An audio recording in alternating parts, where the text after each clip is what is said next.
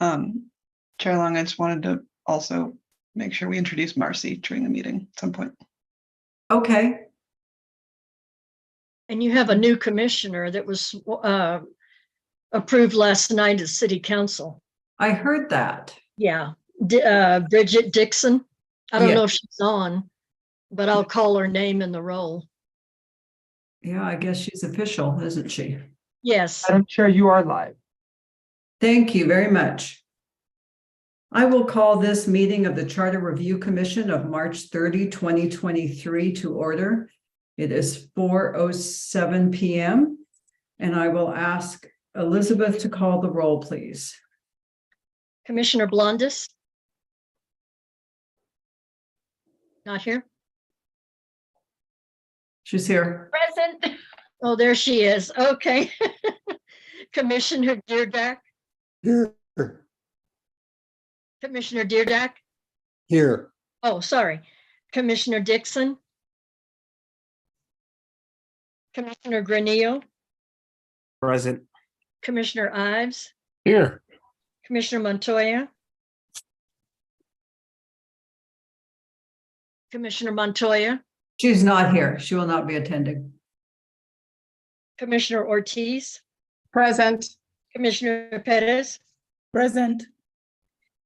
Chair Long. Here. You have a quorum, Madam Chair. Thank you. Next on the agenda is approval of the agenda. Is there a motion to approve the agenda? So moved, Madam Chair. Second. Thank you. All right, Elizabeth, would you like to call the roll on the motion? Yes, ma'am. Commissioner Blondis. Yes. Commissioner Deerdack. Yes. Commissioner Granillo. Yes. Commissioner Ives. Yes. Commissioner Ortiz. Yes. Commissioner Perez. Yes. Chair Long. Yes, Motion passes. thank you. Next is approval of our minutes. We have two sets of minutes on the agenda. First are the minutes from the March 9, 2023 Charter Review Commission meeting. I think I had a couple changes to this set. Elizabeth, the spelling of the name Burl is not B-E-R-Y-L, but it's B-E-R-L. Okay, thank you. And on page 4, the third paragraph where I am making a comment about one of the initiatives, I think it's a financial initiative, was voted on by the commission. The word council is there, that it was sent to us by the council, but that word should be substituted with commission. Okay. Does anyone have any other changes to the March 9 minutes? Okay, is there a motion to approve those minutes? I move that we approve those minutes with thanks to the secretary. Thank you, sir. Second. Thank you. Second. All right, please call the roll for the vote. Commissioner Blondis. Yes. Commissioner Deerdack. Yes. Commissioner Granillo. Yes. Commissioner Ives. Yes. Commissioner Ortiz. Yes. Commissioner Perez. Yes. Chair Long. Yes. Motion passes. Next, we have our minutes from the prior meeting, which was February 23, prior to the March 9 meeting, I should say. And as you will recall, we postponed those in order to get the minutes straightened out with Commissioner Deerdack's comments, and I understand that has now been done so that they accurately reflect your statements, Commissioner Deerdack. And I'll ask if there's any other changes that anyone would like to recommend for those minutes. All right, is there a motion to approve the minutes of February 23? So moved. Thank you. Second. Blondis, and second by Commissioner Deerdack. Elizabeth, please call for the vote. Commissioner Blondis. Yes. Commissioner Deerdack. Yes. Commissioner Granillo. Yes. Commissioner Ives. Yes. Commissioner Ortiz. Yes. Commissioner Pettis, Yes. Chair Long, Yes. motion passes. All right, next we are on to the item of public comment. And I will ask Pat to see if there's anyone waiting to give us public comment. Chair Long, yes, we have Adam Johnson. I will allow him to speak. Adam, if you could unmute yourself, you should be able to talk. Can you hear me? Yes. Oh, Adam, I thought you said autumn. No, Adam Johnson. am. Thank you. Madam Chair, members of the commission, thank you for your continued work on this. I did submit a public comment through the portal. I wanted to just read it into the record in case you missed that. It was brief. I tried to keep it brief. Basically, I wanted to say that given that the city charter is a guiding document for city policy and citizens' rights, I believe there could be a simple addition to the charter that would ensure fair procedures within the quasi-judicial framework. As you know, I've been kind of submitting many documents and think pieces about this. This would be a sort of draft of the recommendation, quote, recognizing the importance of due process of law and fairness in matters that require quasi-judicial hearings. The city of Santa Fe and all its governing body, boards, commissions, and committees shall commit to assuring that all such quasi-judicial proceedings adhere to the concepts of due process of law and fundamental fairness and apply these concepts in an impartial manner to both applicants and members of the community that may be affected by the outcome of such proceedings. I also wanted to make a note. I actually did come to City Hall so that you all could see me in person, but learned it was a virtual meeting. So anyway, I'm in my car reading this. That's okay.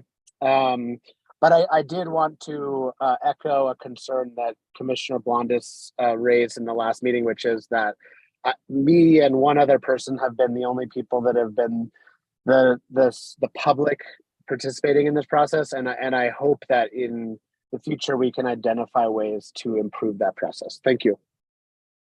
Mr. Johnson and Madam Chair, can I ask you to email me that comment, Mr. Johnson, so I make sure I get the wording correct as you have it? Yes, Ms. Martin. Thank you. Thank you. Yes, thank you, Mr. Johnson. And it sounds like you have come up with kind of more of a policy statement out of, prior concerns that you have voiced to us, and that you've written that up in a format that could be included in the charter. Of course, we have to look at that, but I appreciate your efforts in doing that. And thank you for yours on this commission. I did speak with some people and, came to the conclusion that a policy statement instead of a study question might be more expeditious for you all. Thank you. Okay, well, thank you very much. And I think we also received some written comments, didn't we? Were those forwarded on? I think. Yes, Madam Chair, they were forwarded to you, and they're also in the packet online. Madam Chair, Ms. Vijali, can you give me the names of those people so I can reflect that in the minutes? They were from Burl Breckner, Oh, okay. who has previously commented also. Yes. Thank you.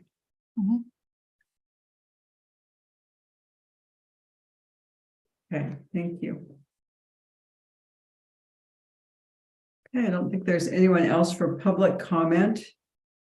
There is not. Let's go on to action items and discussion. It's a lot to discuss. Madam Chair, if I could just introduce our new staff member before we get into that, in case Yeah, please do. at some point. Yeah, go ahead. A new member of our legislative team, Marcy. Man, now I lost your bio again. Marcy Iannarino, who is our new Jessie Guillen. She is the head of our legislative department. Marcy, do you want to say your title, which I can never remember? Sorry, I had it up and then my email changed to something else. No problem. It's actually kind of a long title. So, and for those of you who are curious about saying my name, Pat just said it exactly right. If you say the Anna in the middle, you'll get it. Just put the E and then say Anna and you'll have it. Because and then you add the Reno at the end. But so that's how I learned to say it. It's actually, I took, I'm just sharing with you now. So Iana Reno. And my title is the Manager of Policy and Legislation Innovation, I think. Yes. I'm not sure if the policy and the legislation are flip-flopped and the legislation and the innovation rhyme. And I'm like, I think it's the other way around. Legislative and policy innovation. okay. And maybe that's why, so that they don't rhyme. So anyway, it's a little distracting. Anyway, so I'm happy to be here and work with everybody, and I'm learning as much as I can, as efficiently as possible, and I'm going to hit the deck running.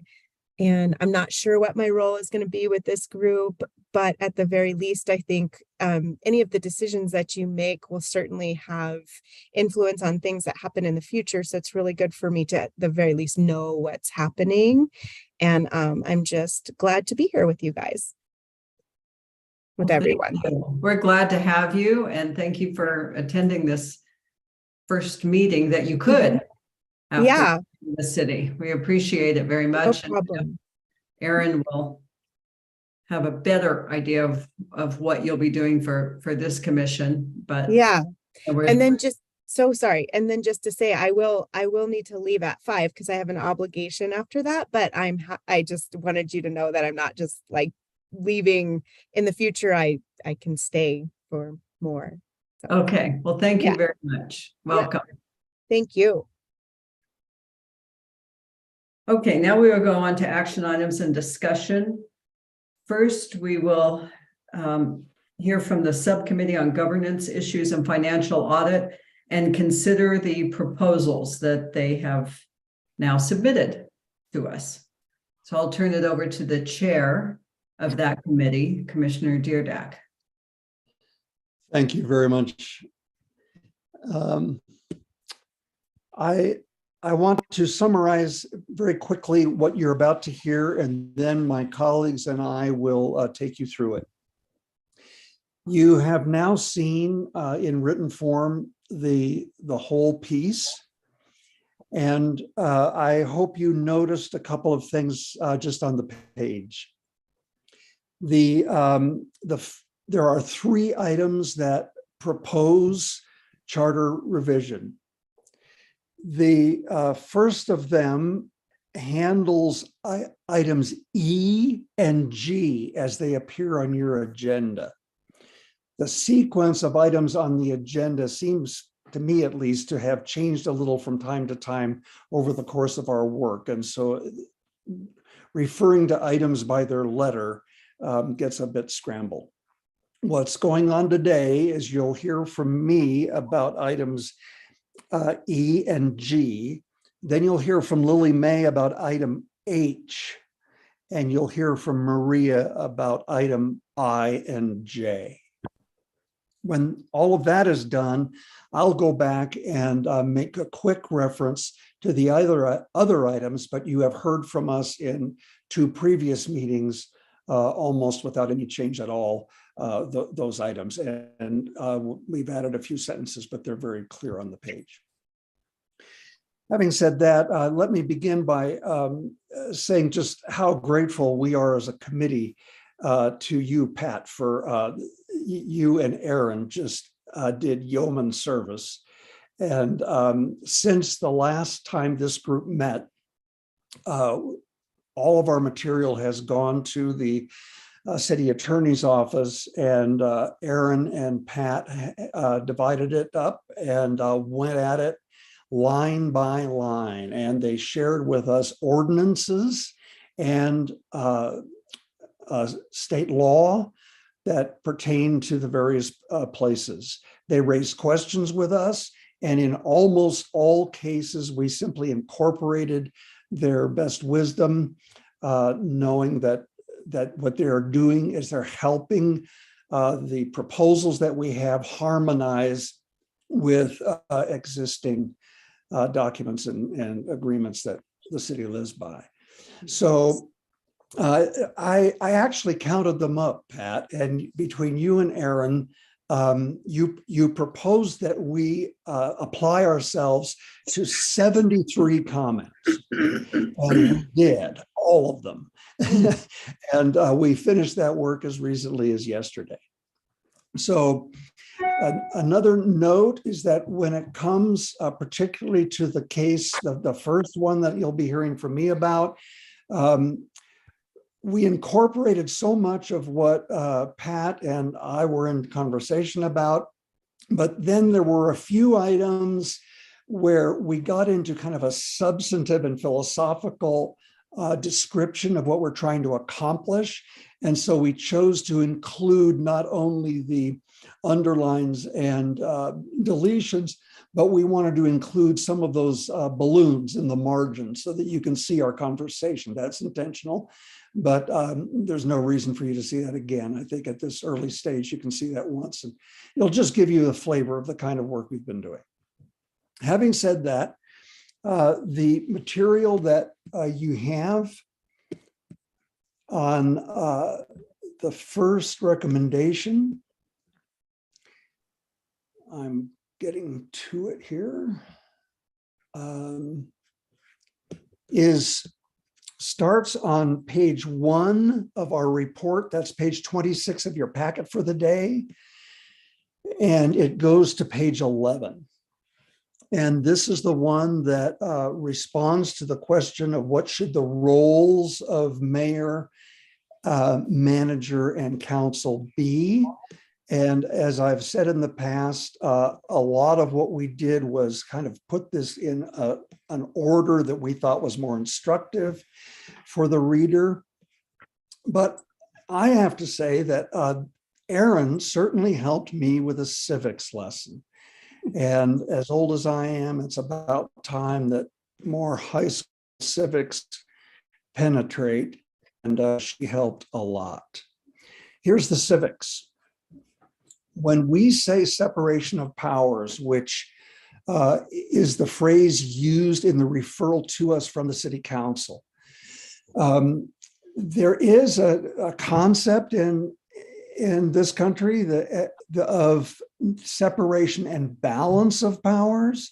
And we talk about that in other places as 3 branches: legislative, executive, and in those other places, judicial. But in municipal government, judicial work is done by a branch of the state's government.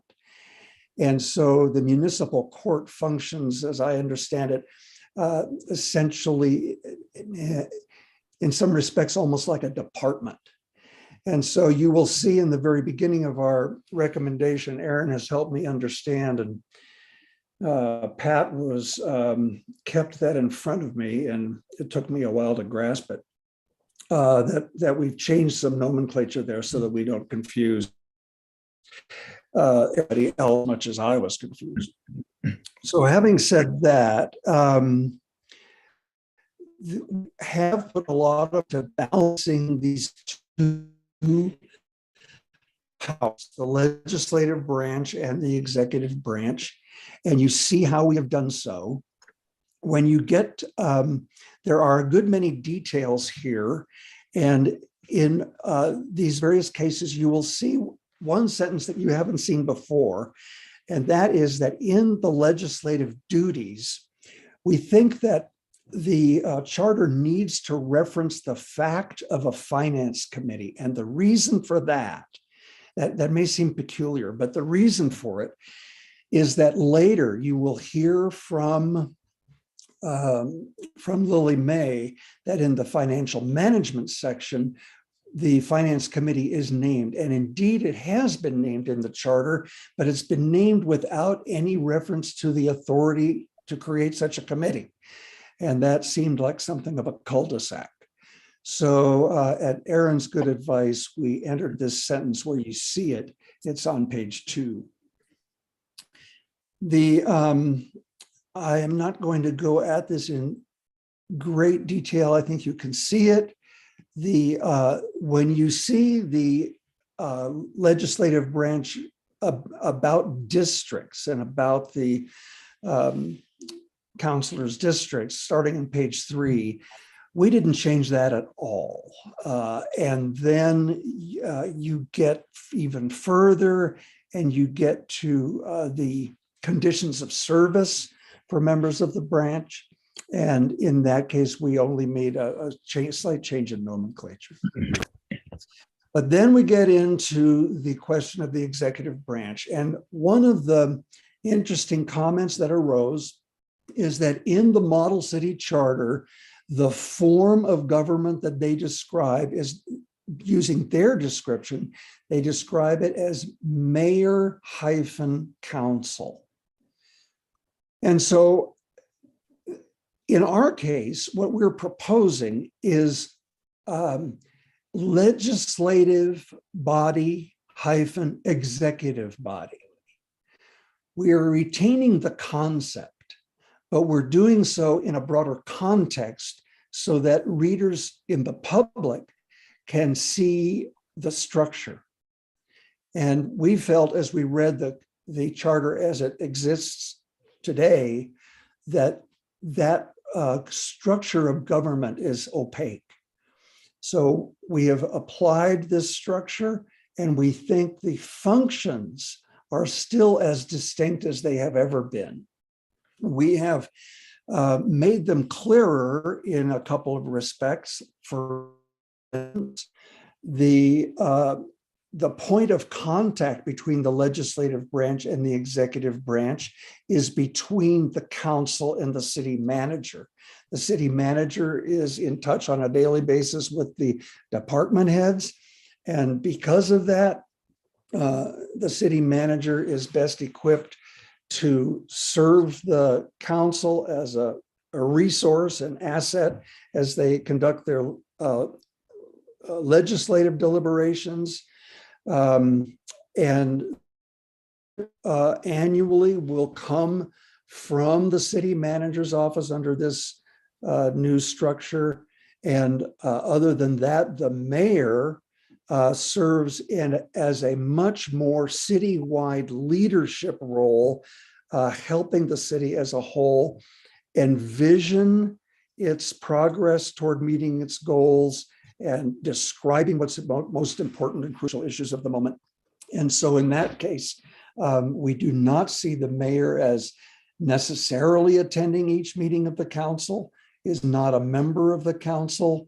There are rare occasions when the council needs to act as the governing body, and the governing body is the city council plus the mayor for those cases. Another thing you'll notice about the mayor under this structure does break the tie, because the way our council is put together, it's an even number. And the question was raised, made perfect sense. How in the world is that supposed to work? Well, it seems to us that when there is a tie, and it occurs to us that that's likely to be very rare, but when there is one, it would be a simple matter. And this is not charter material, but it's just to describe just mechanically and practically how it might work. There are several different ways to handle it. If the council knows that there may be a tie, the council can let the mayor know that he needs to be close by so that when that comes up on the agenda, he can help. The other way to do it is that when a tie occurs, the matter automatically is tabled until the mayor can participate. And that could be within the time frame of the actual meeting, even before it adjourns. It could be the next day, it could be the next meeting. When you get to into this executive branch, you will see that there are two roles. The mayor is one role and the manager is the other. The manager, of course, is hired by the mayor with the consent of the council. And so the executive branch is integrated that way between the two. But as the model city charter describes it, and I've included in the commentary section that description, cities have experienced the fact that asking one person to be the principal role in both the public leadership task and the supervisorial and operational tasks, pardon me, we use the word operational. Asking one person to do that means that either one of those roles tends, at least in many cities, to get short shrift, and having two members of a two-member team have these two very different but closely related roles in government seems to work very well. And so we have institutionalized that in our recommendation. I think you will also notice going further that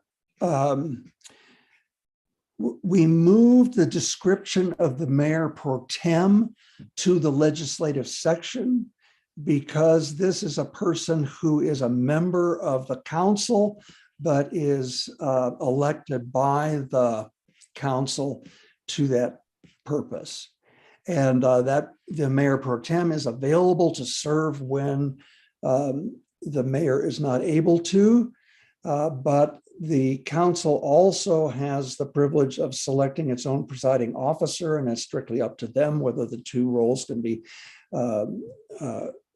fulfilled by the same person or not. That's their choice. You'll see, starting on the middle of page 7, a longer discussion of the city manager and we invite that person, and the whole discussion of budget occurs with regard to that person. And Lily May is going to go into that in a few minutes. We did discover in the model city charter that there are cities that have had some odd conflict when the city attorney is hired by the mayor as well as the city manager and the city clerk, and becomes the city attorney with the consent of the council. But the mayor has sole authority to remove. And therefore, the city attorney sometimes needs to help the two bodies handle differences of opinion between them. And it appears in some cities that the influence is skewed, that the mayor has a closer alliance with the attorney than the council does. And the way to help that in some places has been to mean that when a city attorney is to be removed, that must have the same consent of council, of the city council, that it does to retain the city attorney in the first place. So you'll see that as a slight change of our previous practice, and that is for reasons that we discovered in the model city charter. You'll notice that on what I'm numbering here, 5.3, the municipal court is exactly as it is already. We no longer refer to it as a branch because it isn't one. And finally, Paul Deerdeck has learned high school civics.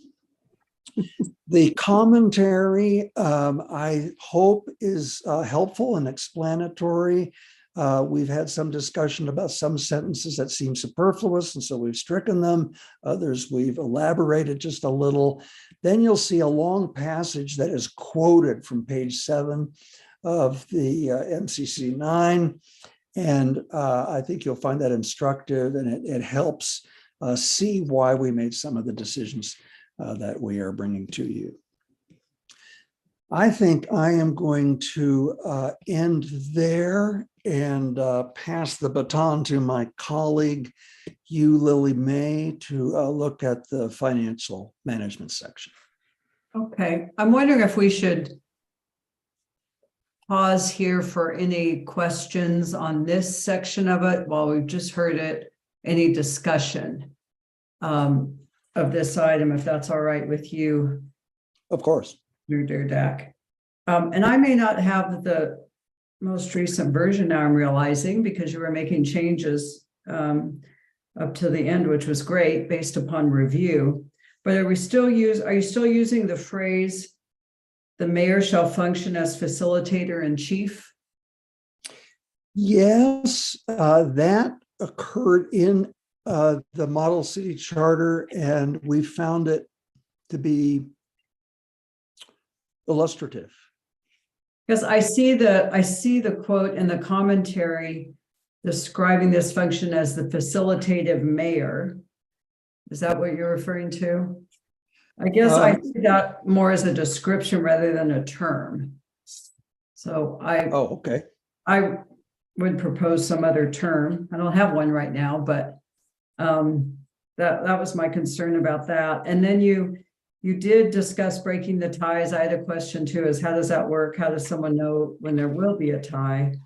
And then you also have the mayor sitting in as a member at large for quasi judicial matters. I mean, that's the That's, proposal, right? that part about quasi judicial is no longer in, and I'll tell you Okay. why. Okay. Since I saw that version, you remember that was we generated that the day before the last meeting. And in the minutes of the last meeting, we see that issue, that the commission is asking the council to include a thorough discussion of that as it develops. I think it's chapter 14 that's under complete revision. And we Okay. thought that that's a much more useful way of approaching it. Yeah, okay, I think so too. So I apologize, I was on an earlier version. And then there's a in the commentary, I think it is, the mayor is not a member of the council except as noted in powers and duties, but is required to declare her or himself on major legislative matters. So how is that accomplished? That is a matter of the mayor sending messages to the council, either verbally in person or by any other means, and saying, you are considering the following, and it's my belief that my leadership throughout the city on those issues is pertains to a major issue facing the city, and this is my view of it. And then you'll see that I also wrote that once the discussion has occurred, if the mayor wants to update his message or her message on that subject, free to do so. But a question arose: how does someone decide what's a major issue? Right. And my response to that was, that's exactly why we elect this mayor versus that one. And mayoral leadership is exactly that, calling the public, the private sector, as well as the public sector and governmental entities to understand that this or that is of major concern and for reasons. And so we judge that a mayor that is being a mayor is exactly the person that helps the city understand that that's the major issue. Okay, thank you. All right, are there more questions or comments on this section? Yes, Commissioner Ives. Thank you, Madam Chair.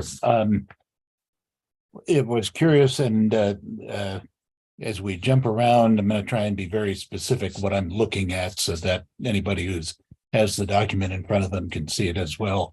On the first page under Article 5 Governance, there's a side comment talking about veto powers, and just curious what came up there, what the sense of the committee was, because I did not see anything further in there about vetoes.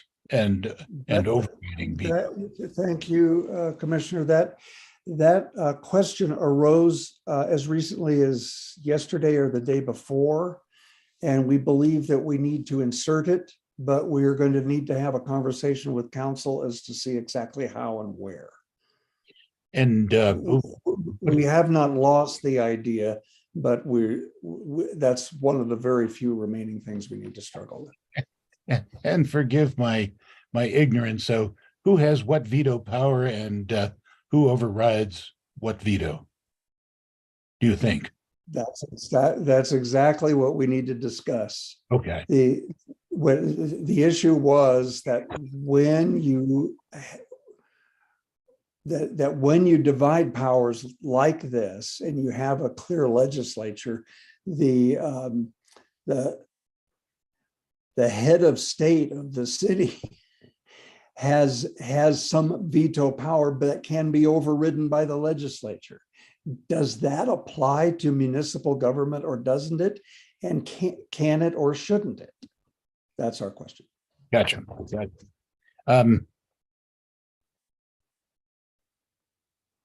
And forgive me as I just look through these things. I'm looking at page 2, what is marked as new subsection E, Mayor Pro Tem. And it says at the first meeting of the council following a regular city election, a councilor to act as Mayor Pro Tem until the next. Says until the next regular city election. Oh, okay, I got it. I had not read that closely enough, so no question there, I do not believe. I will say that given the efforts, what I would describe as the efforts in the document to separate out the legislative function and the executive function, because I know later on it talks about potentially having the Mayor Pro Tem act as the chair of the city council, that seems to blend back that issue into and sort of eliminate a bit of the separation that otherwise the committee was seeking to achieve. So just a thought in passing on that. I think that's why I circled it on the draft I have in front of me. I'm looking at vacancies in office, which is page 4. And I'm assuming we all have the same pages, but page 4, subsection capital C. At the end, it says the governing body shall approve or disapprove the mayor's appointment. So the mayor is given the power to appoint a person to sit throughout the remaining term of the position that came vacant. And I was just wondering if it was worthwhile at all to have the other city councilor from that particular district, presumably the person most in touch with other members of the particular district, be able to participate some way in that selection process. So throwing that out there. That's a fascinating idea. We had not thought of that, and we will think of it. Thank you for bringing it up. It's an interesting idea.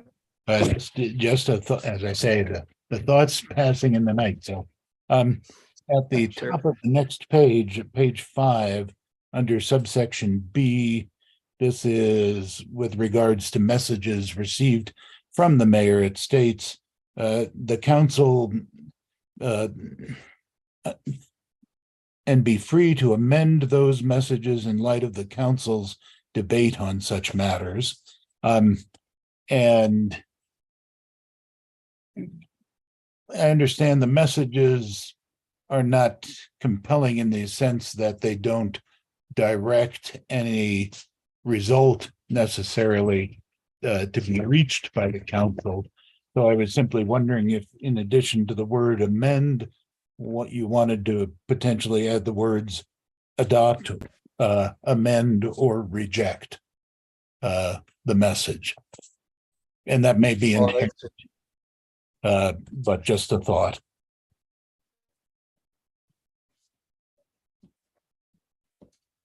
Yep. One, if I may, Commissioner, I get that point, but I am also interested in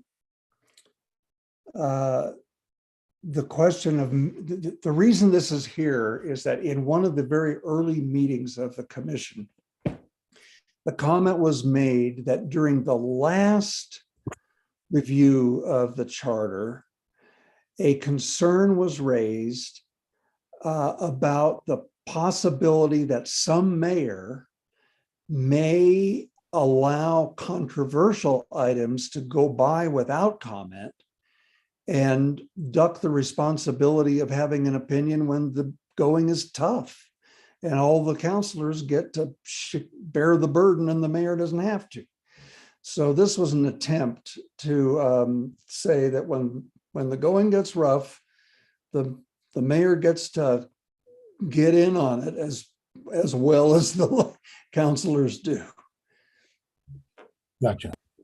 Yeah, and no, and that's certainly, I think, a fair point and a good one, and don't mean to preclude that happening in any way by what I would suggest, Right.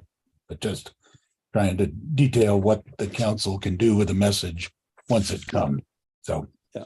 And at least as of the moment, I think those were the questions and comments I had on the first part, and then had one or two in the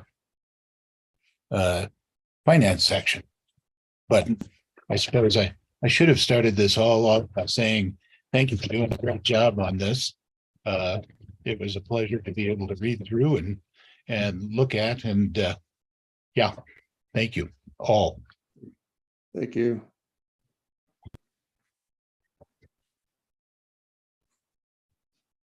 Thank you, Madam Chair. Thank you. Any other questions at this point? Doesn't preclude them from coming up later. All right, let's go on to Commissioner Ortiz then. Thank you, Madam Chair. I'm going to talk about financial management section, a new section that we are proposing to be included in the charter. And as you've heard me state before, consistently in our previous conversations, that clearly budgeting, financing, this process is the most important activity undertaken by any branch of government. The financial planning process is critical. Even we all know in our households and our homes, without budgeting, things go awry. And so we felt it key and critical that this function be outlined and elevated to the level of inclusion in the city charter, which is our constitution for our organization, which guides the organization on how things should be looked at. So we have presented to you previously an outline that we pulled from the National Civic League, and our subcommittee pulled and looked at this outline because, as you all know, and I'm just repeating this for the public, this commission voted to study and if necessary, recommend to move forward a section of financial management in our charter. And so we looked at the National Civic League model. You've all seen copies of that. That's a 12-section document that was developed by the National Civic League for organizations throughout the country. And clearly we knew going in by looking at that, it would include items that were very generic and not necessarily specific to the state of New Mexico, but it would include the subject areas that we could choose to keep and those not to keep. We looked at that template along with what currently exists in the city of Santa Fe charter. And not a lot existed in the current city of Santa Fe charter regarding financial management, but we looked at them together, and those 12 sections that the model were reviewed very carefully. And I just cannot say enough about our attorneys and the level of detail that they provided to us. There's information in there regarding audits, and I'm very familiar with that, working for the state for many years as I did. Those attorneys caught every piece of that. They listed it. They said, this is what really needs to go on. Specific information that outlines what needs to be done, but does not need to be included in the charter. And so as a result of the detailed work the attorneys did, we were able to fine tune that 12-section template to a 7-section template. And what you would see if you saw the version that we'd finished yesterday, it's a 7-section template that includes areas regarding submission of the budget. It includes information regarding the budget message, also a budget plan that will outline the requirements. It talks about budget to notice, hearings, and adoption. It gives information regarding fiduciary budget oversight, and it outlines council action on capital budget. And it talks about the independent audit, very global, high level, guiding strategic principles, not tactical, what to do information, but how to. And then those 7 sections that we are proposing to be recommended and move forward will also include the sections that are in our city charter now that deal with investment, procurement, and audit. So those all together will create a new section in the Constitution, in the charter, that we are recommending for approval to forward to the City Council. The only thing I might add is those sections in the model template all had timelines and deadlines for things that need to be done. And I will say the language that we're moving forward and recommending does not, but I believe it is important for that to be thought about and considered, because when you have timelines for certain big pieces of action that need to be implemented, it helps make it happen. And so that's the only thing that's not included in our sections are timelines, but in some cases they could be very useful and maybe be the measure and the fence post to keep things on track. I don't think I have anything else to add. I don't want to go into a lot of detail because I'm looking at the time and we have a lot to cover, and I'm trying to be mindful of that. And it's financial management and budgeting is pretty straightforward. And I think once you sit down and read the 7 sections, it will be very evident whether or not we want to move forward with every piece of this, or if we want to add to or detract. That's it. Okay, thank you very much, Commissioner Ortiz, and to this committee for all of the pivoting that you've had to do to take into account the comments and the analysis that has been done by the city attorneys, and your willingness to go back and put something else together to really try to get at what we're trying to do here. So I really appreciate all the hard work I know all the commission does and the council. All right, I think you had some questions about this section, Commissioner Ives, you said? Go ahead.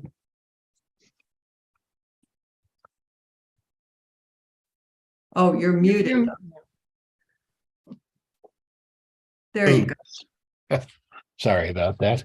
Indeed, many thanks for bringing this forward, because I think it will certainly facilitate the city's budgeting process.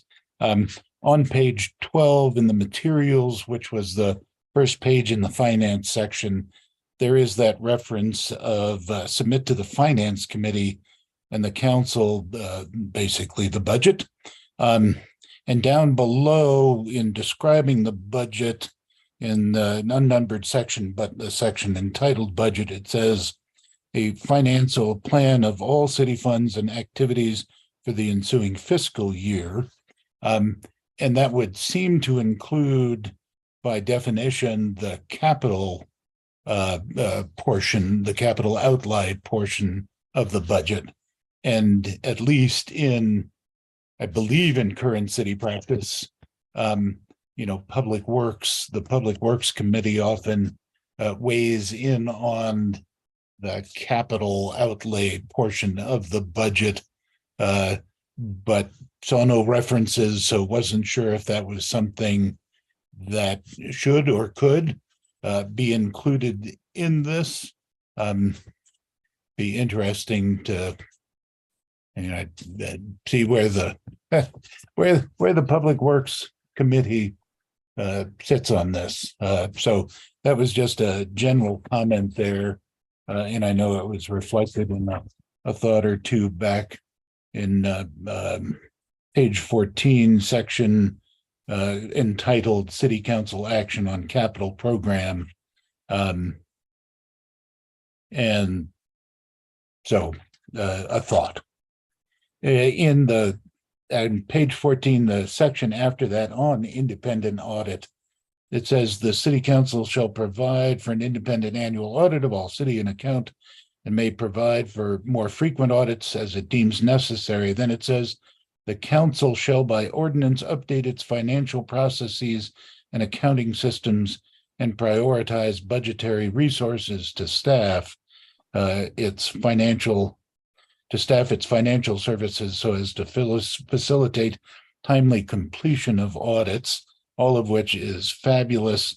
And I just wonder, it puts that burden solely on the council here, whereas it's the mayor and the city manager that direct that staff. And so was wondering if it was worthwhile adding something there to indicate the role that the mayor and, well, in particular, the city manager has in ensuring that it is fully staffed and it's a budget priority. So a thought on a possible addition at that point in the document. Let's see. And I wasn't sure then on the top of the next page, which is 15, it talks about the Independent Audit Committee.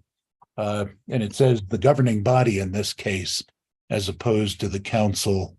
So I wasn't sure if the intent was to have some sort of relationship with the mayor there, or if he's voting on how that gets created. It was just a little unclear, given again the efforts to distinguish the executive from the legislative, and then a reference to the governing body there, which is certainly how it has been done in the past. And I think those were all my questions. So thank you guys very much, and I appreciate it, and especially all the hard work done.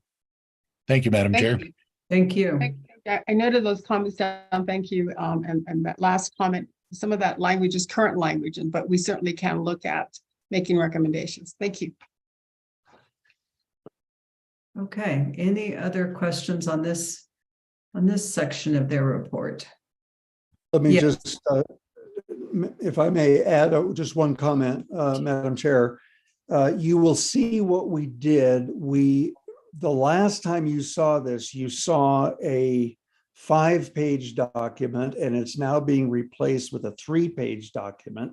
Right. And so we kept the 5-page document before you all struck through, so that anyone who wonders what became of something that you were attached to in the longer document, you can see where the differences are.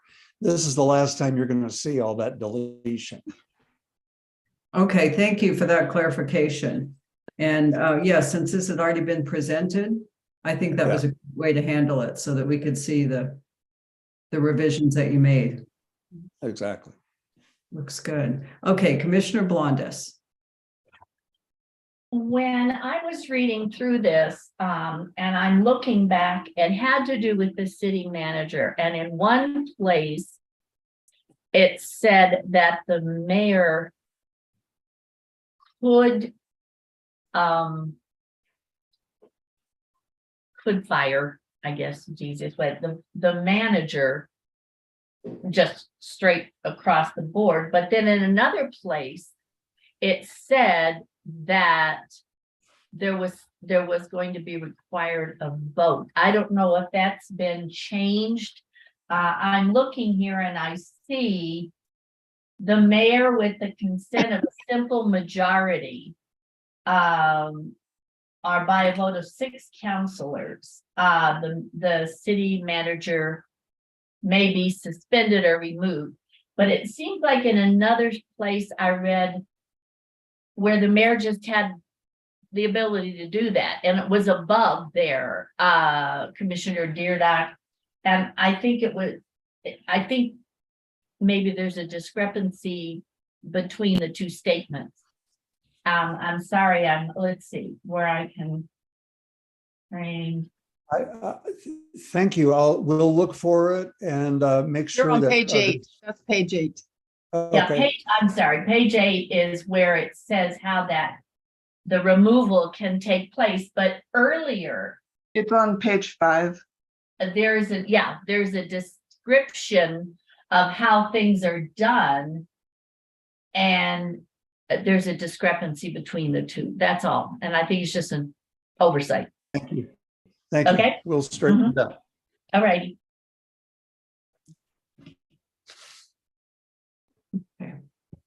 Thank you. Yes, Commissioner Ives. Oh, and you're muted, sir. I know it's very easy to forget that. We're trying to be good and keep muting ourselves, and then we have to unmute. Exactly. I apologize. As we were flipping back with Commissioner Blondus's point on page 7 under the city manager qualifications, it looks like that last sentence that got added on could have been drafted in 2 different ways, but you may want to either remove the shall be or start it in a different fashion. So it's just a little awkward the way it's stated currently. All right. Commissioner Ives, which section? Um, Page It's on page 7 under the city manager, which has the second sort of heading under that is qualifications. And the Yeah. last sentence says the council shall adopt minimum and preferred demonstrated experience shall be required for the position. So it seemed like the sentence was possibly going to be drafted one way or the other and just needs to be resolved. I think it's missing at that, but yes, something like that. Thank you for pointing that out.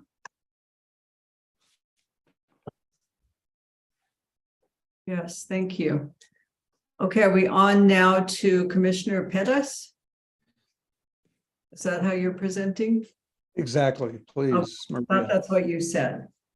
Go Yeah, ahead. that's right. Thank you, Chair. And I'll be very brief about this. There hasn't been any changes really on this section about initiatives, referendum, recall since the last time we talked about this. So for the sake of the members of the public that may be listening and to remind my colleagues on this commission, the question that we were looking at here is how easy or how difficult is it for voters of Santa Fe to get something on the ballot if the governing body is not particularly receptive to the public wanting something on the ballot? Or how easy or difficult is it for voters of Santa Fe to have a referenda in place for when they're not satisfied with a vote that the governing body has taken. So if you'll remember, our previous charter stated that there's a signature requirement, right? There's always a signature requirement. You got to gather signatures to get something on the ballot, whether it's an initiative or a referenda. And our previous charter had that threshold at 33 and 1/3% of the vote, the number of votes that were cast in the last mayoral election. And that threshold is extremely high. You know, most cities have it around 10% or so. We decided to recommend a threshold of 15% for, so 15% of the votes that were cast in the last mayoral election to be the number of signatures required to put something on the ballot as an initiative or a referenda. And this is just to make our local democracy more robust, democracy by the people, for the people, of the people, so that the voters have a say when their elected representatives are not particularly responsive to their wishes and their needs. So that's the change. That's what we are recommending, is that threshold of signatures be reduced from 33 1/3% to 15%. And then the other piece of this that we're not recommending any changes around is that at least 10% of those signatures are from each one of our districts, so that there's, that every part of the city has a say on whether something should be on the ballot. And then for the question about a recall, which is, recalling one of our elected officials, the threshold there is also 33 1/3% in our charter as it is currently, and we made a decision that is adequate because voters do have recourse. There is a remedy if there's an elected official that is just not doing their job, that is, voters are very dissatisfied with somebody. We can wait until their term is over and elect somebody else. So there's recourse for an elected official that's not really up, to doing their job in a way that is satisfactory to the community. We're leaving that section alone. We're just recommending to lower the threshold of signature requirement for initiative and referendum. That's it. I'll leave it at that, and happy to answer any questions. Thank you. Yes, Commissioner Ives. Thank you, Madam Chair. So the one thing I noted as I was looking at the proposed changes, under referendum, it refers to 10% of the voters. And then the last line says the city clerk shall determine the number of actual voters at the last mayoral election. In both the other sections, the predicate before that last line says, so for instance, under initiatives, it said at least 10% of the actual voters for mayor. And that could be a somewhat confusing term. One could say, well, you have to identify, who all the voters specifically were who voted for mayor, and then get 10% of those particular people, which I suspected was not what you intended, because generally how one votes is not subject to disclosure and something that is kept very close to the vest in elections offices. So I was just thinking that we needed to make some sort of change here. And I think that the sentence at the end of the first section under referendum, which says the city clerk shall determine the number of actual voters at the last mayoral election, that means just the number of people who voted in the mayoral race, as opposed to the people who actually voted for the mayor.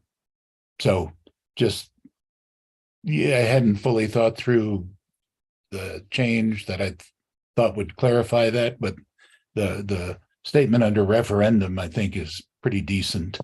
So if we potentially change the other two to take out the first reference to actual voters and just made it voters, that would probably solve the problem. But that was my thought and comment to the committee. Thank you, Madam Chair.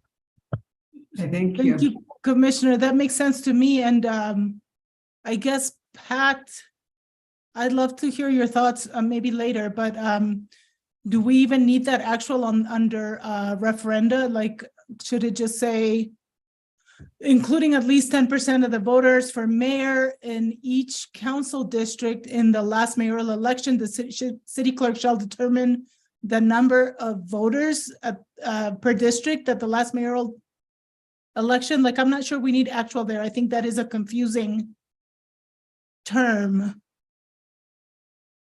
Yeah, I don't know that that word is necessary. We might need to look into if there's a reason that it's there, but it doesn't.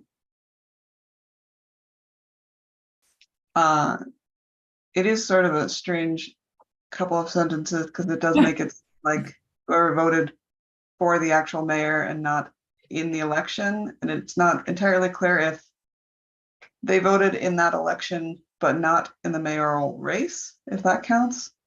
So that section might, well, those two sections that might need a little bit of refining. Yeah, good Madam Chair, there. Madam Chair, in my mind, I'm seeing it, it's either an actual voter or an eligible voter. And I think they're making a distinction as to, they don't want just the number of eligible people to vote. They want to know how many people voted. And that doesn't necessarily indicate that we would know who they voted for. So, but so I think- see that Yeah, that's a distinction, good but point. we do need to look at it because I think they're trying to distinguish between who actually voted as opposed to who is eligible to vote. Two very different numbers.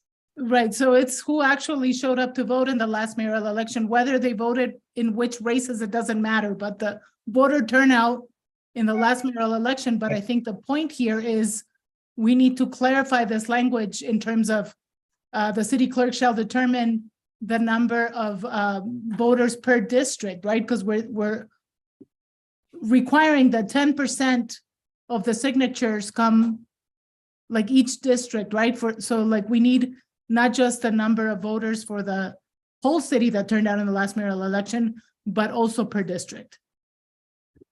Right. And Madam Chair, Confusing, yes. I should have told you this at the beginning, but I need to leave like 5 minutes before 6 to go pick up my son, so I apologize about that. Oh, no problem with that. Thank you for letting us know.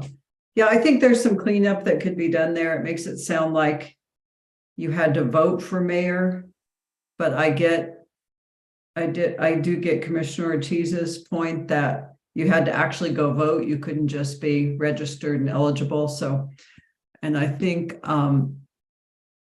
Mr. Martinez has his hand up, so he may have a comment about this. Yeah, and just looking at the history of this provision in the charter under citizen rights, there's a note that explained what the change was from a prior incarnation of the charter, and it states that it changed the method used to determine the number of petition signatures required from 20% of registered voters, 33 1/3% of actual voters voting for mayor in the last mayoral election. Okay. So Commissioner Ortiz was onto something there. That's what they were getting to. She knows her voting. Okay, Commissioner Blondis. Just very briefly, in the model charter, it says exactly what Attorney Martinez said. It's using the word registered voters. Clarifies a lot, I think. Registered voters of the city equal in number to at least X% of the total number of registered voters. So that word registered keeps popping up in the model charter under petitions and number of signatures, etc. Okay. Okay, but it sounds like in our charter, we don't, for these provisions, we're looking at those that actually voted, not just registered. Right, okay, and we made that distinction in the last go round on this. Okay, thank you very much. Is there anything else, Commissioner Deerdak? I know you've got the other recommendations. I think I can cut to the chase very quickly. This is the first time you've seen it all in writing. And I just wanted to point out the categories in which we put these other referrals that we handle in other ways beside recommending charter amendments. So if you'll notice that the heading at the top of page 23, these are just places where we have encountered circumstances in the city by looking at the previous discussions that we've just had. And we looked at the referrals from the council and or referrals that came to us in other directions. And we believed that the city council needs to hear from us about them, but that we also believe that ultimately charter amendments are not the appropriate cure. So you'll see them starting there, where you see in the box where it says recommended non-charter actions. These are just recommendations. And then the next page has other recommendations. These are recommendations that we were asked to opine about, and we believe for one reason or another that is described here that this is perhaps, in some cases, the wrong time to do it. It may be the right time to do it in a subsequent charter revision, but it is for some practical reason or structural reason premature at this time. Those are the rationale that we come up with in these various cases. But I leave it to you that you've heard me describe these in previous meetings, but you've never seen the way we laid it out on the page, which I think makes it clearer. Okay, thank you. And I think, did I also hear you say, and along with Pat, that you worked on a provision regarding Chapter 14 and the revisions? No, we didn't. What we did was we took the reference to that work out of our draft. Okay. Knowing that it will be discussed in the Chapter 14 issue. Would you like us to make a recommendation about that in this list? We hadn't thought of doing that. Well, I was just wondering whether it encompassed Mr. Johnson's recommendation on policy regarding due process and impartiality for these. I hear your point. Maybe if you'd like us to look at that, we will. And I appreciate it, as you did, seeing his text that he presented an hour ago. Well, maybe, yeah, we can get to that when we get to any additional matters. Sure. Thank you very much. Okay, we'll go on to consideration of proposals by the Subcommittee on Human Rights and Social Issues. And the chair of that committee, Commissioner Ives. Thank you, Madam Chair. So we had 3 items that had been submitted for potential consideration today. And Madam Chair, just a point of order in terms of we have talked in past meetings that this is seen as the opportunity to get items out to the public so that they can actually weigh in, because we haven't really created many mechanisms and have had 1, 2, or 3 folks who have sort of been following along closely to the point of providing recommended topics and other things to the commission to consider.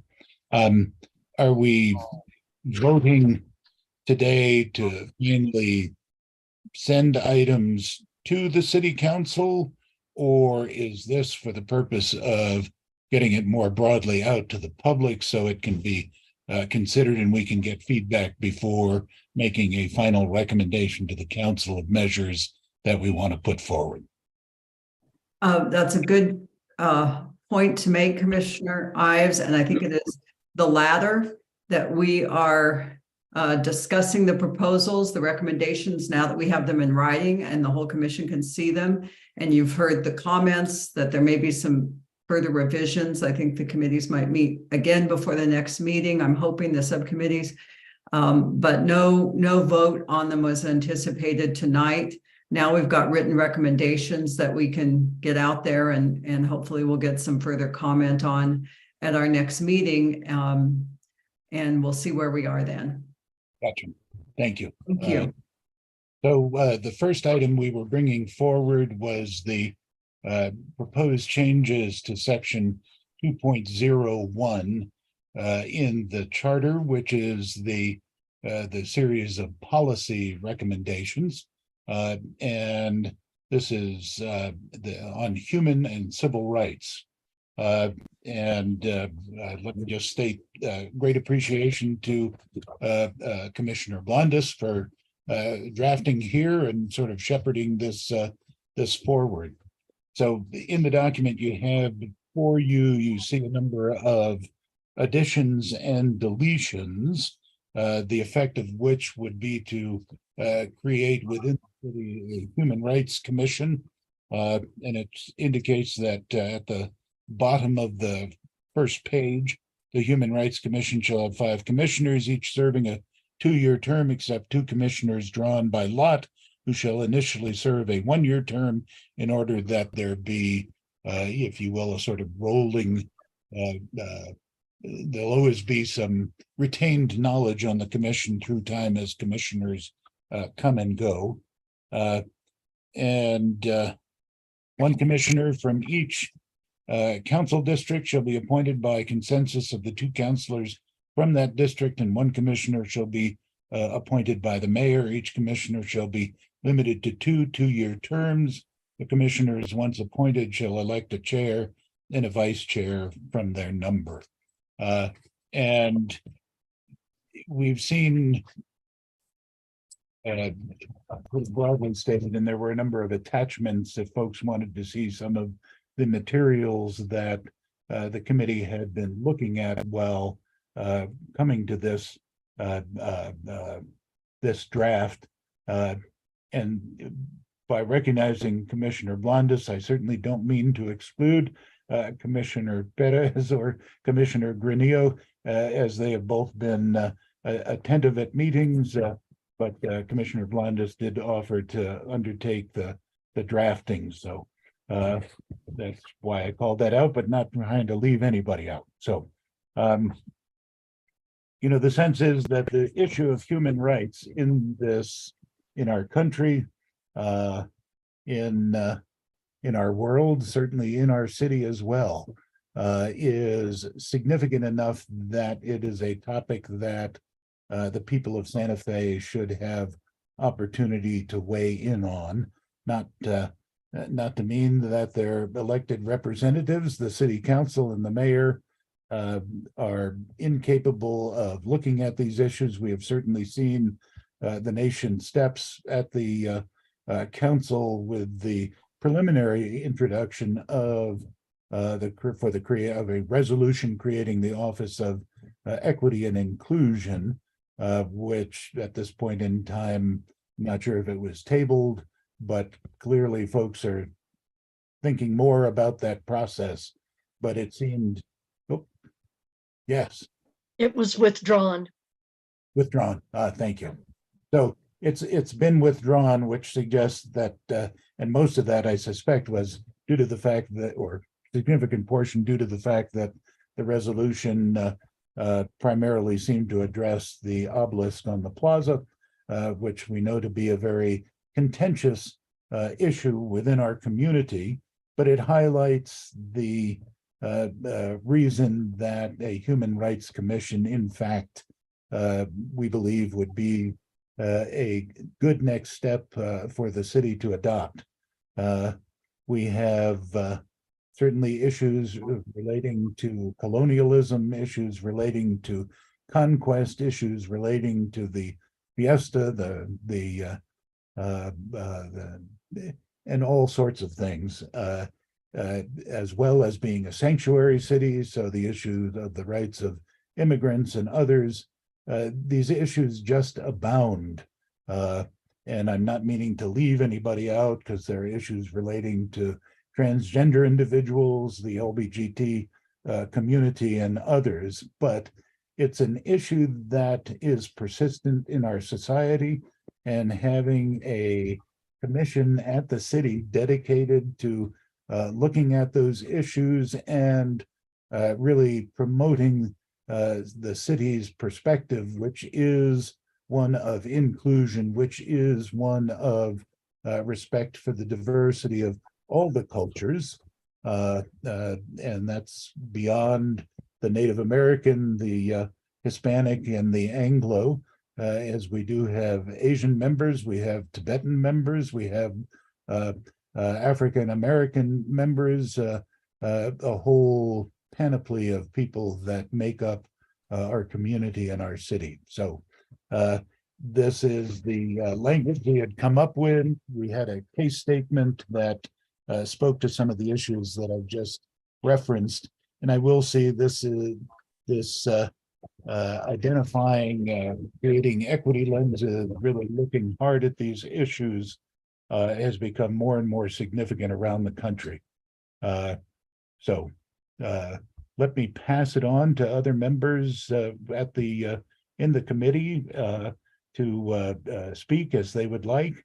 And let me start with Commissioner Blondis.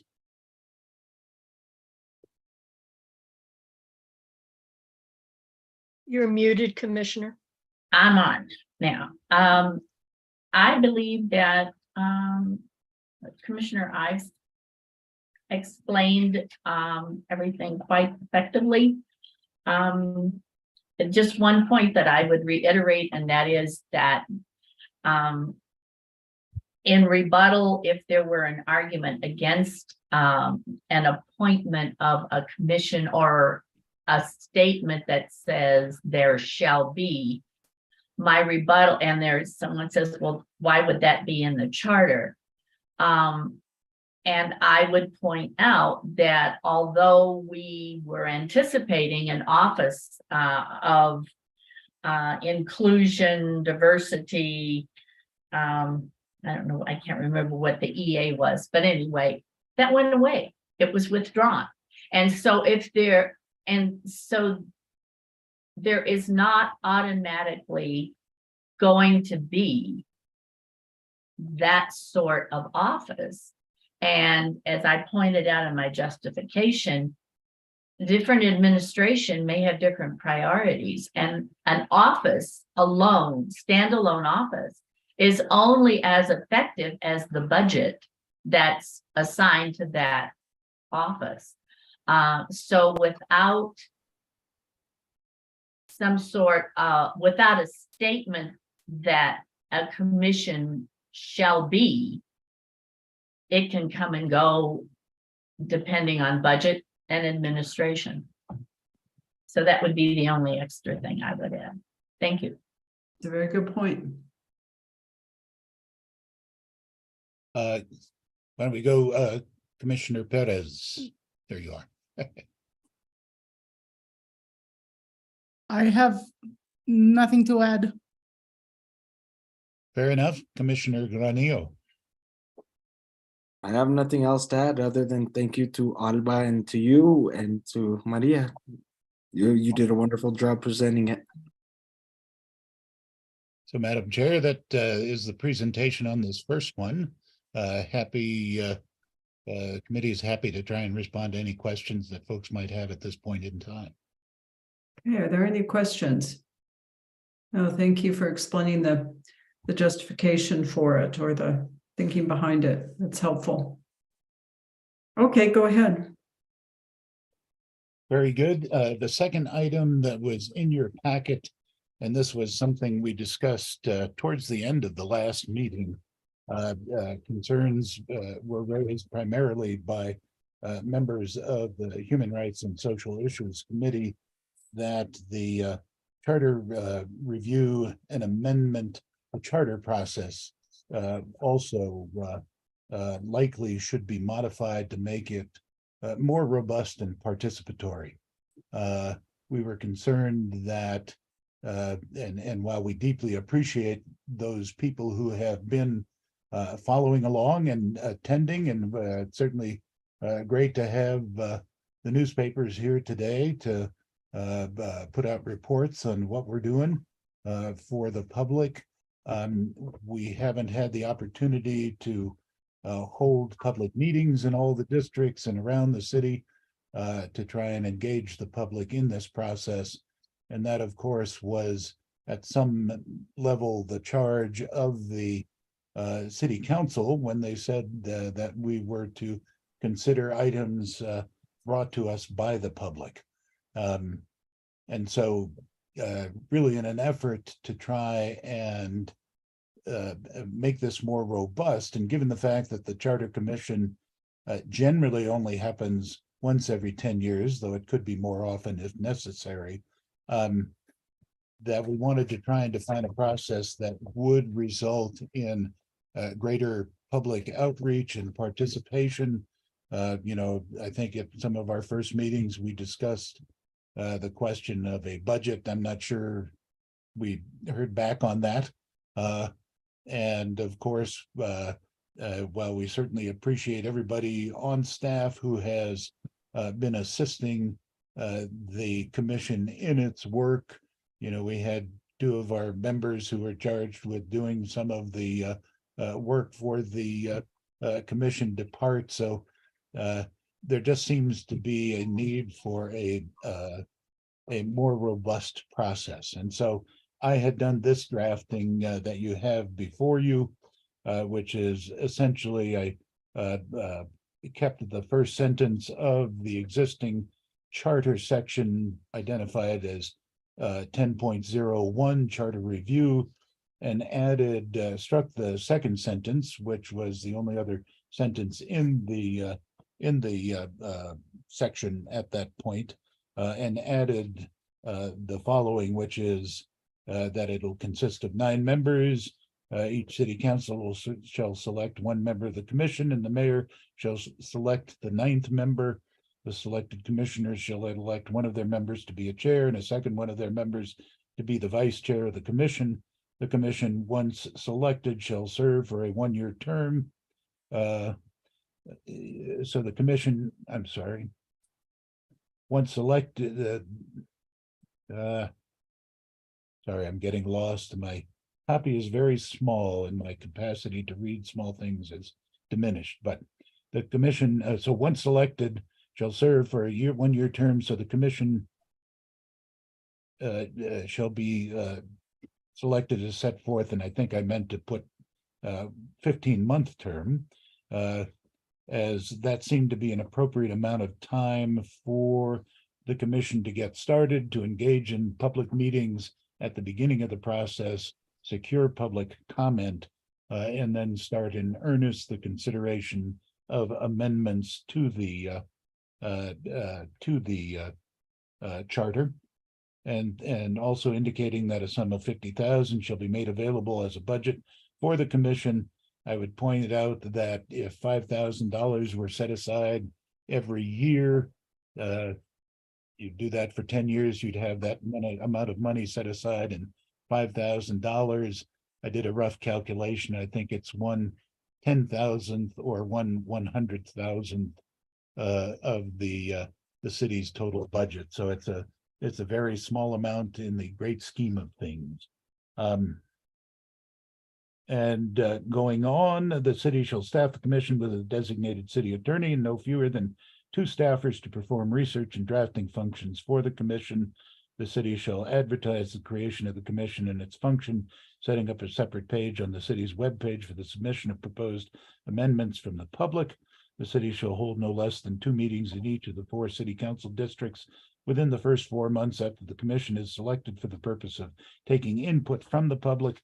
The commission shall report its recommended amendments to the charter, to the governing body, or if it's to the council based upon other proposed changes to the charter that we're looking at. No less than the first week of June prior to the election, when any such amendments are to be considered. Any recommendation put forth by the commission, unless prohibited by law or of significant doubt as to its legality, shall be given to the voters at the next election, unless the governing body or council, as it were, does not approve it by a vote of no less than 6 members of the governing body. So looking for a supermajority to vote against something that is put forward by the commission in terms of going to the public at the next election.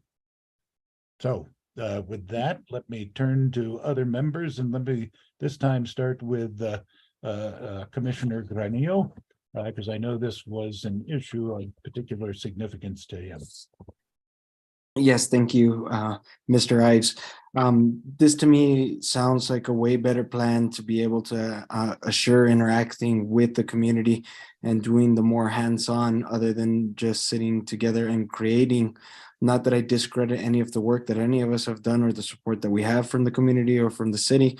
I would just like to see more of the community involved into this process. And I think the budget would suffice to be able to do different things to secure things in the community. So I just greatly appreciate everybody putting it together in my team, because I was disheartened at the beginning, and now I feel much obliged to be like, we can move forward with this and really get our hands into the community. And that's what I love the most, because at the end, I feel that we're public servants.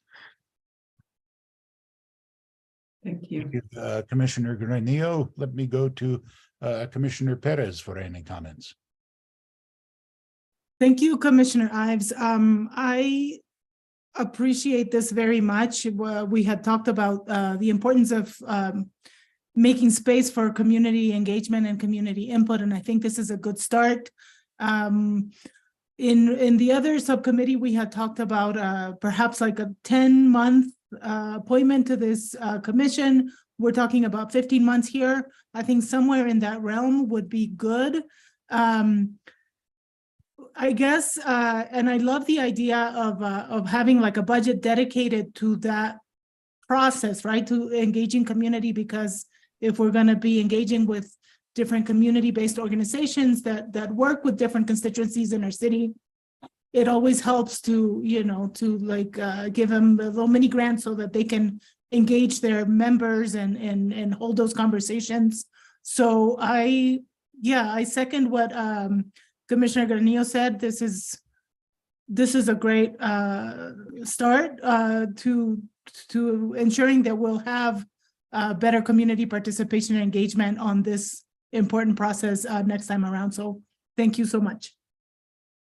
Thank you, Commissioner Perez. And I was, before moving to Commissioner Blundes, I just wanted to say that the reference to a one-year term actually, in the context of what is set forth here, makes sense, as presumably the commission would be formed 15 months prior to the election. But if we reported in June before the election in November, that's the sort of 3 to 4 month difference between a year on the commission, in fact, versus when the commission's work will be done, completed, and then go to the voters. So Commissioner Blundes. Okay, thank you. I think this is very well written, Commissioner Ives, and very thorough. And I think it needs to be spelled out, delineated step by step. I'm heartened by the fact that we would have 4 opportunities within the various districts to have public input. I think when we meet in a district, people come. I can certainly attest to that with the Southside Library. And when Commissioner Ortiz was investigating district changes and boundaries, there was turnout at Southside Library. And I think as time goes on and there's more media approaches to advertising and letting the public know and getting them more engaged, and maybe even having a hybrid meeting where there are people in the room and there are people on Zoom who can also participate. We need to get the public engaged. That was one thing that the model charter went on for pages about how important and how necessary it is important for municipalities to engage their residents. And I'm also very excited to think that 2 staffers would be helping with all the research and the writing that would go into this as it has this time. I really think this is a very important amendment, and I heartily support what is said within it and what has been written. So thank you. Thank you, Commissioner Ives. Good work. So, Madam Chair, that completes our submission to the commission. And if there are any questions, happy to try and tackle those at this point in time. And I would note, we were late in getting these items to city attorney, the city attorney's office, which we apologize for.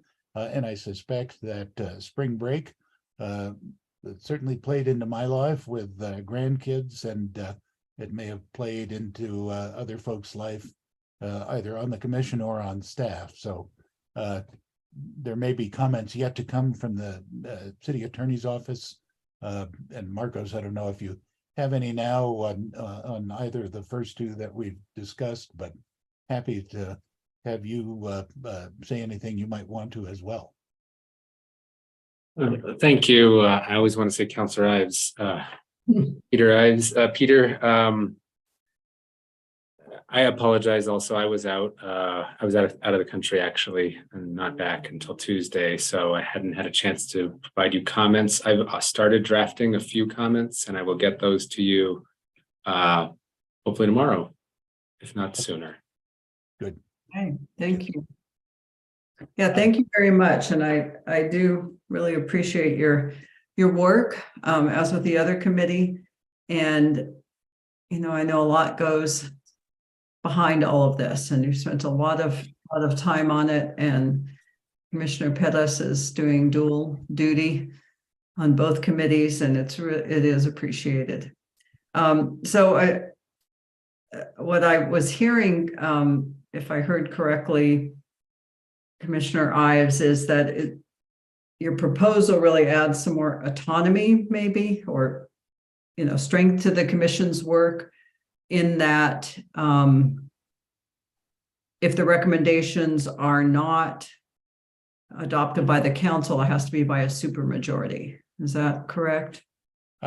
Yes, a majority of 6 councilors voting against the adoption of, or at least the presentation to the public in the election of any items put forward by the commission. Okay, I like that concept. Really, this was an effort to try and allow the people to speak.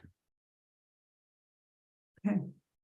Yeah, and I think it's respectful of the work too that's done by the commission, especially if it's, we had very little time, as we all know, and you have 2 meetings a month, and then you have committee meetings, and in the middle of all of that, it was done a lot of work considering that kind of process. But I think if the commission were to meet for a year or even longer, I think that's warranted, that those recommendations should be only seriously disagreed with if they're conforming with law and representative of public issues. Okay, are there any other questions for this committee's presentation? Thank you very much. And then, Madam Chair, I did have the agriculture and hunger item, which would be which I'm happy to jump into, and I can certainly do that quickly. Okay, let's do that. Great. So also in your packets, you received an item titled Agriculture and Hunger, which proposes an amendment to the city charter in Article 2, a new section which reads, having sufficient and nutritious food readily available to the people of Santa Fe is a key component of the sustainability of our community. It is an essential element of good health at every age, including our school-age children and our elders, who often do not have sufficient readily available nutritious food. We consider it a basic human right that our citizens have nutritious food readily available and do not experience significant or prolonged hunger. To ensure that our community is striving, and I apologize for the duplication of the word ensure, but I'm sure there's something that would be better there, but to ensure that our community is striving to ensure that all in Santa Fe are well-fed and not experiencing prolonged hunger or lack of nutritious food, our city government shall take those steps necessary to ensure that our community has abundant food resources readily available to all in Santa Fe, and she'll make available city land and water so that this can be accomplished in a sustainable manner that promotes the local production of food and the wise and conservation-minded use of water. The rest of what is contained there is some of the research that went behind it, talking about the fact that hunger is experienced in our community. A few statements at the beginning talking about looking at hunger and having food as a human right, a basic human right, which has gained traction across much of the world, identifying the need within our community, sort of quoting from the various groups that have been looking at this issue within our community, as well as some information on a broader scale. I then included, just by way of an example, to give folks a sense of what might be done, of a form of resolution that the city might be able to use in crafting ordinances that would further the capacity to ensure that there is sufficient and available food for all of our citizens, and then a more full statement in the appendices of the statements of the various groups who are quoted in the piece. So it's basically identifying the right to food and nutrition as a basic human right, and suggesting a pathway that would be sustainable within the city for trying to meet those needs as we move forward. So let me again open it up to members of the committee, and this time let me start with Commissioner Perez. If you had comments and thoughts, please. Thank you, Commissioner. My thoughts are wonderful. I'm so pleased to see this, and it's such an important issue, and that's all I have. Thank you. Thank you, Commissioner. Let me again jump to Commissioner Granillo, just because again, I know he actually operates one of the few farms that is, I think it's just outside city limits, but and is deeply involved in feeding people within the city of Santa Fe. Commissioner. Thank you, sir. This to me is like another, joyous part of working with the committee, because I really think that putting food in front of people, healthy food at that, is a basic human right, and the opportunity to get it throughout the community. So I'm excited to see and hope that this passes. Thank you, Commissioner. And Commissioner Blondes. I think this is an exciting amendment to the charter because we are taking a step that sets Santa Fe ahead of many places in recognizing, in the richest country in the world, we have hungry children living here. And to do whatever we can as a model city to change that is so very exciting. And I think the first right under at the beginning of this presentation, the right to food is recognized in 1948. The Universal Declaration of Human Rights.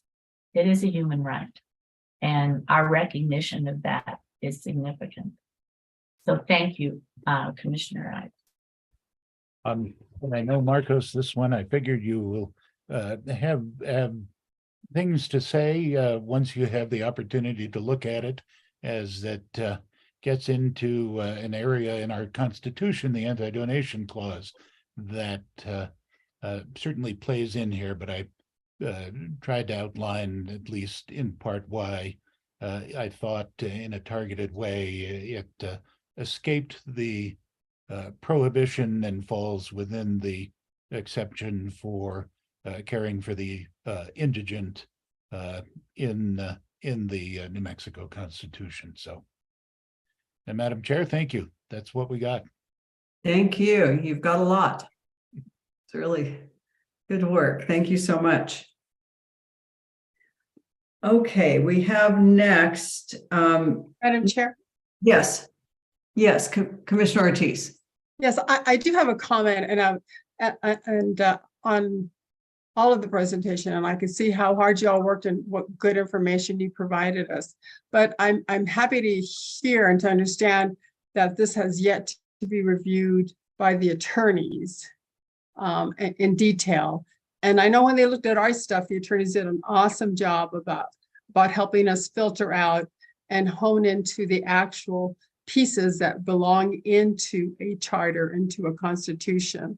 As I look over the material that you all provided, is excellent and clearly dealing with extremely meritorious issues and pieces of or subject matter that is very important to our city.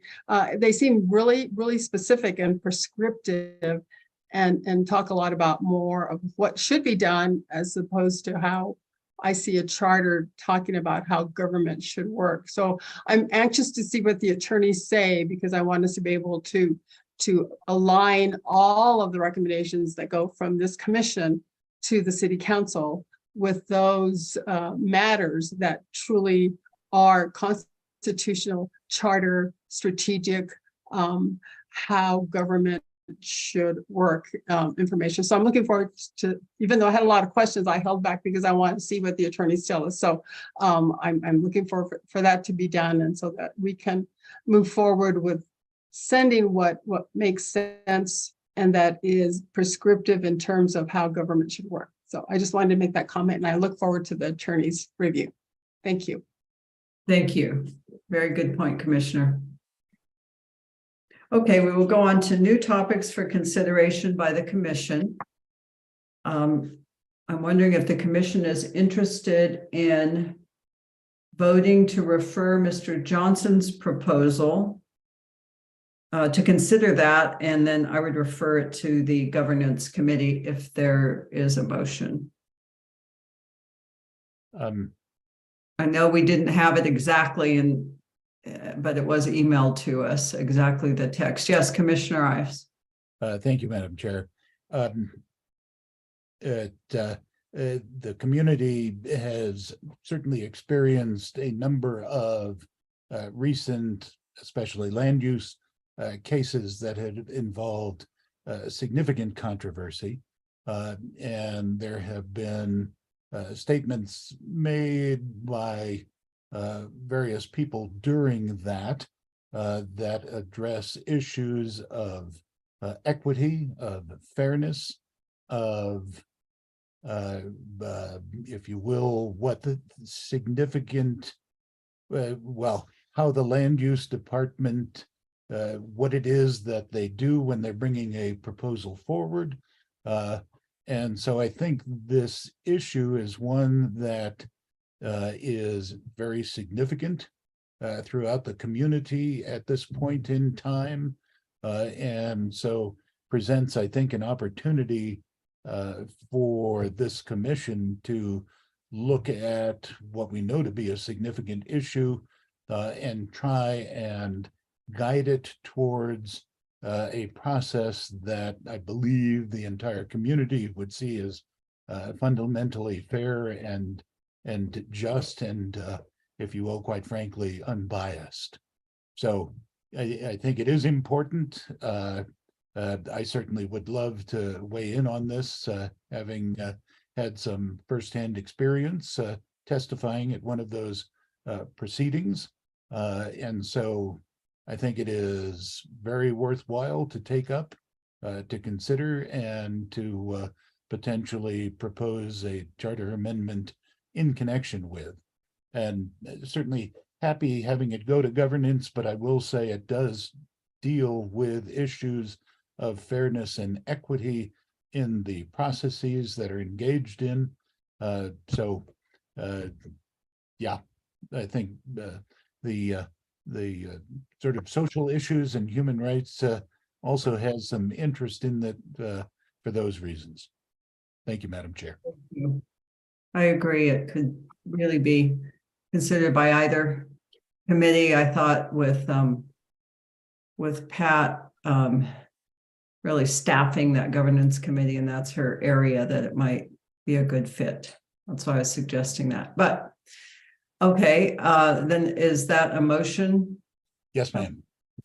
Councilor Ives, Commissioner Ives, Yes. Mr. Ives. All right, is there a second to the motion? Regardless, so. So the motion would be, as I understand it, to consider the proposed charter amendment that was proposed by Mr. Johnson, have the commission consider it, and then it'll be referred to a committee first for review. Which committee will it go to, Chair, so I can put it in the motion? Okay, Or I do would, you say I that would- later? I would propose that it go to the governance committee just because of the staffing, but of course, the whole commission will be looking at it and considering it and weighing in when it Okay. comes back. All right, is And there? was- I'm second? sorry, Madam Chair, was the second Commissioner Granillo? Oh, it was. Okay, I didn't even hear that. Thank you. Thank Second by Commissioner Granillo. Is there any discussion on the motion? All right, would you take a vote, please, Elizabeth? ma'am. Commissioner Blondus, Yes. Commissioner Deardack, Yes. Commissioner Granillo, Yes. Commissioner Ives, Yes. Commissioner Ortiz, Yes, Commissioner Pettis. I think she had to Oh, leave. she left, that's right. Chair Long, Yes. thank you. Motion passes. Okay. Sorry, yes. Commissioner Ortiz. yes, Madam Chair. We also received a letter from Burl Breckner that was suggesting and talked about open meetings act and the fact that it is mentioned and addressed in a city resolution. And he goes on to say, it's embodied in a resolution that doesn't really have any standing. He suggests that maybe the charter make it clear that all bodies of city government, including those established as advisory in nature, such as committees, commissions, special committees, task forces, will comply with the State Open Meeting Act. I think that's a very valid highlight, and I think it's something that you know, all agencies in the government, and state government have to comply. And I think it clearly is charter material. And I don't think it would be a very time-consuming effort to look at that and develop language for inclusion if this commission decides to put that law into our charter as part of the guiding authority of how this city should operate. So I will be happy to make a motion if you want discussion or however you want to handle that, Madam Chair. Okay, I will take that as a motion. Then is there a second to the motion? We can have discussion. A second, and also had a few comments. Okay, go ahead. Having dealt professionally with the Open Meetings Act in many different contexts, certainly is a burden on the process of government, but it is a burden which certainly our legislature and I suspect the vast majority of people fundamentally agree with, because transparency and accountability in government is significant. The Open Meetings Act carves out various exceptions from its rule, i.e., so it allows for the conduct of closed meetings in appropriate circumstance. And the Attorney General's office, through the compliance guide, has weighed in on a very robust process to be followed in closing a meeting and what can and cannot be done. So there are many safeguards. I just want to say there are many safeguards within the Open Meetings Act for matters that are appropriately should appropriately be not necessarily discussed in public, and, you know, relating to personnel matters, relating to contract matters before contracts are signed.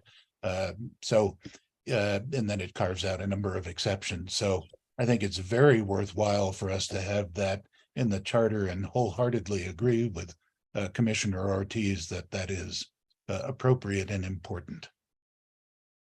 Thank you, Madam Chair. All right, any other discussion on this motion to include this item? I think it is one too, as Commissioner Ives has pointed out, there is governing state law and city resolution and rules dealing with this. So having a good look at it by our city attorneys will be very helpful. All right, let's call for a vote on this matter. On this motion, I should say. Commissioner Blondis, Yes. Commissioner Deardack, Yeah, yes. Commissioner Granillo, Yes. Commissioner Ives, Yes. Commissioner Ortiz, Yes. Commissioner Pettis. Oh, I'm sorry, Chair Long. I keep Yes. forgetting she's gone. Motion passes.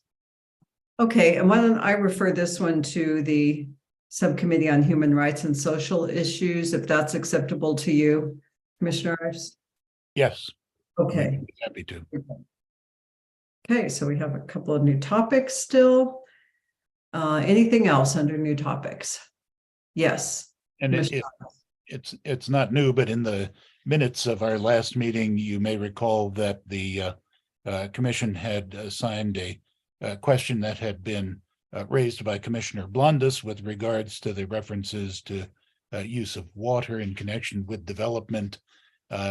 Quite frankly, we haven't secured those portions of the code that deal with those issues to be able to bring it back to the full commission, but would hope to do that at our next meeting with any recommendation in connection with that. So. Okay, thank you. All right, are there any matters from staff, Pat? Chair Long, no, there are no additional matters from staff. Okay. So I want to thank you for heading up the meeting tonight in Aaron's absence, and always for attending and helping with the subcommittees too. I know it's been a lot of work for you all, but we do appreciate it. Any matters from the committee? Yes, Commissioner Blondis. I just wanted to read a statement that's in the appendix, the second appendix of the Model City Charter. I've found this to be quite a strong statement about what we're about. A charter is the foundation of a local government and functions as the municipal equivalent of a state and federal constitution, setting forth guiding principles for governance. It establishes the framework for how a local government operates in terms of its, and this is the important part to me, not only its structure, but its responsibilities, its functions, and its processes. And I think that opens up a broad definition of the things that a charter entails. And that's just something I wanted to bring up. Thank you. Sharing that, for your careful study on this topic. All right, matters from the chair. I do not have any, other than to again thank you all for all of your hard work and considerable efforts to, I feel like we've made a lot of progress and advances in the last 2 months, and it's because of all of you. Our next meeting is Thursday, April 13th, and that is in the City Council chambers. And I would just say, if Pat, if you can get me the contact information for our new commission member, I will get in touch with her and try to fill her in on where we are and see what we can do to get her a little orientation. Great, I will get that for you. Okay, then we've gone a little bit over. We've done a lot of work tonight. You all have a good evening, and this meeting of the Charter Review Commission is adjourned. Thank you, Madam Thank you, Chair. Madam Chair. Thanks, Thank you. everybody else. Bye.